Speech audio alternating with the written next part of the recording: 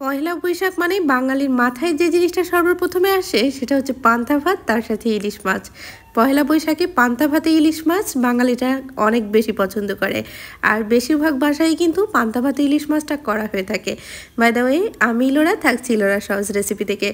আজকের রেসিপি থাকছে পহেলা বৈশাখে কিভাবে পান্তা ভাতের সাথে পারফেক্ট ইলিশ মাছটা খাবেন। অনেকে কিন্তু পান্তা ভাতের সাথে ইলিশ মাছটা ভেজে খান, তবে কিন্তু আমি একটু আলাদাভাবে খাই। পান্তা ভাতের সাথে ইলিশ মাছটা ভেজে আমার মোটেও ভালো লাগে না, কারণ ইলিশ মাছটা ভাজা হলে ইলিশ মাছটার শুষ্ক শুষ্ক একটা স্বাদ চলে আসে। গরম ভাতের সাথে ভালো লাগে বেশ, পান্তা ভাতের সাথে কিন্তু আমার কাছে খেতে মোটেও ভালো লাগে না। এই জন্য আমি পান্তা ভাতের সাথে ইলিশ মাছটা খাওয়ার জন্য পয়লা বৈশাখের জন্য যেভাবে রান্না করি সেটাই আমি আজকে শেয়ার করছি। এই যে এখানে আমি একটা বড় সাইজের একটা ইলিশ মাছ নিয়ে নিয়েছি, আর ইলিশ মাছটাকে ভালো করে ধুয়ে মাছের আঁশগুলাকে ছাড়িয়ে নিয়েছি, ছাড়িয়ে নিয়ে আবার একটু ধুয়ে নিয়েছি। ধুয়ে ভালো করে সুন্দর করে পিস করে নিচ্ছি। আর এই মাছের পিসটাও কিন্তু দেখার সৌন্দর্যের জন্য কিন্তু অনেক মেন বিষয়। মাছটার পিসটা পারফেক্ট হলে খাবারের সৌন্দর্যটাও কিন্তু অনেকটা বেড়ে যায় আমার কাছে মনে হয়েছে। আর আমি চেষ্টা করি সবসময় মাছের পিসগুলো খুব সুন্দর করে সাইজ মতো করতে, বেশি বড় হবে না আবার বেশি ছোট হবে না। আমি সুন্দর করে মাছগুলোকে পিস করে নিচ্ছি।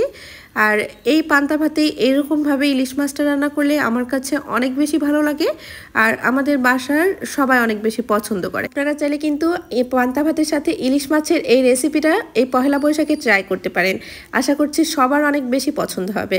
মাছ কাটার ক্ষেত্রে অবশ্যই বটিটা একটু ধারালো বটি নিতে হবে, তাহলে হলে কিন্তু মাছের পিসগুলো সুন্দরভাবে হবে না। আমি খুব সুন্দর করে মাছগুলাকে কেটে নিয়েছি, আর মাছগুলার ভিতরে সামান্য সামান্য ডিম ছিল। মাছগুলোকে আমি খুব সুন্দর করে আলতো হাতে করে সুন্দর করে ধুয়ে নিয়েছি। ধুয়ে নিয়ে আমি এখানে 1 কাপের মতো পেঁয়াজ কুচি দিয়েছি, বেশ কয়েকটা কাঁচামরিচ একটু মাঝখান থেকে ফেড়ে নিয়েছি। পরিমাণ মতো এখানে আমি লবণ দিয়ে দিচ্ছি, এখানে 1.5 চা চামচের মতো আমি লবণ দিয়ে দিচ্ছি। 1 চা চামচ আমি গোটা জিরা দিচ্ছি। আর খুব সিম্পলভাবে এই ইলিশ মাছটা আমি এইভাবে রান্না করি, আর এই হাতে মাখা ইলিশ মাছটা দিয়ে পান্তা ভাতটা খেতে অনেক বেশি মজার লাগে। 1.5 চা চামচের মতো আমি এখানে হলুদের গুঁড়াটা দিচ্ছি। আর এই হলুদের গুঁড়া দিয়ে এখানে আমি সরিষার তেল দিয়ে দিচ্ছি। অবশ্যই এটা সরিষার তেল দিয়ে রান্না করতে হবে। তেলটা আমি 1/2 কাপের মতো দিচ্ছি। এবার দিয়ে ভালো করে হাত দিয়ে কষলে কষলে পেঁয়াজ সব মশলাটাকে ভালো করে মাখতে হবে। এখানে পেঁয়াজটাকে খুবই সূক্ষ্ম সূক্ষ্মভাবে আমি কুচি করে নিয়েছি, যতটা সূক্ষ্ম করা যায়।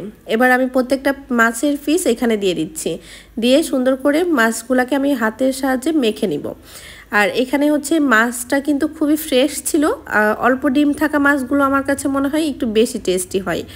আর মাছের ডিমটা আমি আর আলাদাভাবে কখনো বের করি না, মাছের মধ্যেই রেখে দিই, তাহলে দেখতে বেশ ভালো লাগে আর খেতেও তো অনেক বেশি মজা লাগে প্রত্যেকটা মাছের সাথে ডিমটা থাকলে। এটা খুব ভালো করে মাছটাকে একটু মশলার সাথে একটু মিলিয়ে নিলাম, নিয়ে এখানে আমি পরিমাণ মতো পানি দিয়ে দিচ্ছি। পানিটাকে দিয়ে আবার একটু মিশিয়ে নিচ্ছি, নিয়ে এবার আমি সরাসরি চুলাতে দিয়ে দিব। চুলাতে দিয়ে এখানে এক্সট্রাভাবে আর কিচ্ছু মিক্সড করা লাগবে না, এখানে এবার শুধু জাল করতে হবে, নাড়াচাড়া করা যাবে না। ইলিশ মাছটা কিন্তু অনেক বেশি সফট থাকে, বেশি নাড়াচাড়া করলে মাছটা কিন্তু অনেক সময় ভেঙে যায়। এই সময় খেয়াল রাখবেন যে বেশি নাড়াচাড়া করার দরকার নেই। 2টা হাতল ধরে একটু শুধু মিলিয়ে নেবেন যে নিচে লেগে যাচ্ছে কিনা। আর এবার চুলার আঁচটা মিডিয়ামে রেখে আমি ঝোলটা একটু শুকনো শুকনো করব। খুব বেশি গামাখা হবে না, আবার খুব বেশি শুকনো হবে না। এমন অবস্থায় চলে আসলে তখন আমি চুলা থেকে নামিয়ে নিব।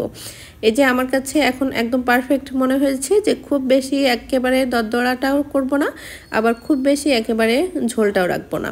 এরকমভাবে আমি করে নিয়েছি, করে যে নামিয়ে নিয়েছি। আর এর ঝোলটা মাশাআল্লাহ অনেক বেশি মজার হয়।